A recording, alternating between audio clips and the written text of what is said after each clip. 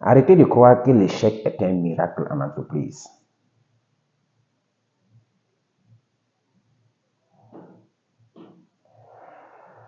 Et pour ceux qui viennent de me rencontrer pour la première fois, je suis Ibrahim Sondi, juriste et communicateur par ailleurs, promoteur de l'entreprise Ondos Group. Une entreprise qui intervient dans le domaine de la communication, le conseil juridique et le marketing.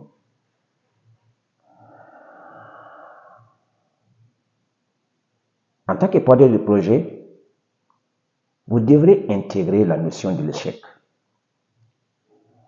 Parce que l'échec et la réussite ont le même degré de possibilité dans votre projet. Si vous pouvez réussir, c'est que vous pouvez échouer également. Voilà. Donc, en lançant le projet, vous allez travailler à réunir vos chances de pouvoir réussir. Mais l'échec est aussi là pour vous attendre. De cette même manière que vous pouvez réussir, de cette même manière, vous pouvez également passer à côté. Parce que c'est une question de planification, c'est une question d'organisation. Et l'échec dans l'organisation conduit à un résultat qui est également l'échec. La réussite dans l'organisation, dans les stratégies, conduit à un résultat que l'on appelle le succès. Donc, ces deux phénomènes se partagent les chances dans votre projet.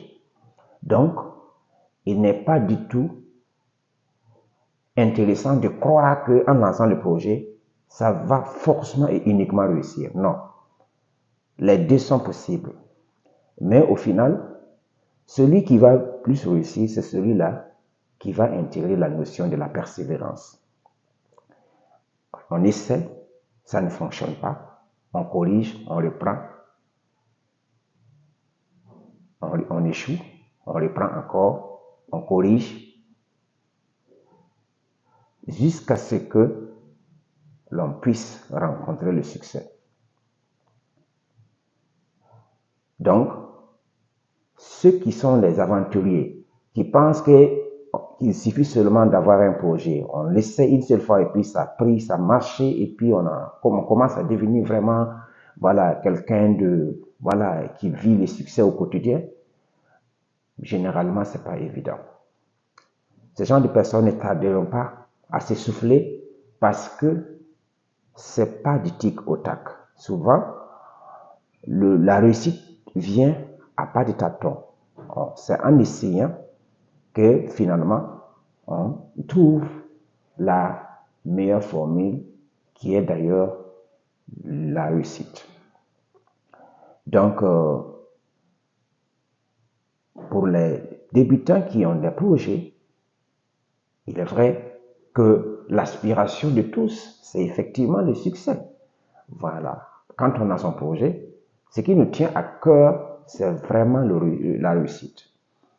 Mais ce n'est pas parce que l'on ne veut pas échouer que l'on ne va pas échouer. Non. L'échec est aussi là, tout comme la réussite. Donc, au final, comme je l'avais déjà dit, c'est ceux-là qui auront la possibilité de persévérer, de continuer inlassablement en corrigeant les échecs du passé qui vont finalement avoir plus de chances de réussir.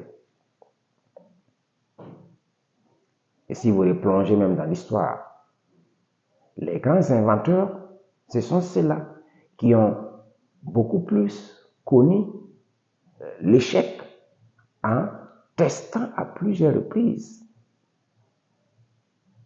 leurs inventions pour qu'au final, ça puisse donner un résultat qui est positif. Prenons l'exemple de celui-là qui a fabriqué l'ampoule, Thomas Edison. Ça fait 9900 fois, 9999 fois qu'il a essayé son invention. Et aujourd'hui, on a la lumière. Prenez ceux-là qui ont inventé l'avion. Combien de tentatives, combien de personnes ont perdu la vie pour qu'aujourd'hui nous puissions voyager fluidement en avion. Donc,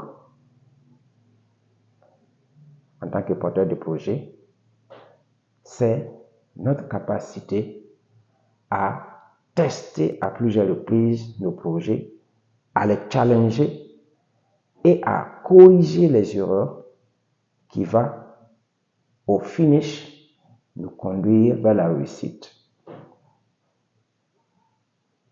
J'espère que cette notion de partage de chances de la réussite et du succès vous en dit plus. Et pour plus de conseils sur la vie, l'organisation et la croissance des entreprises, la chaîne Zundos est à vos côtés. Cliquez, abonnez-vous et rendez-vous au prochain numéro. Je vous remercie.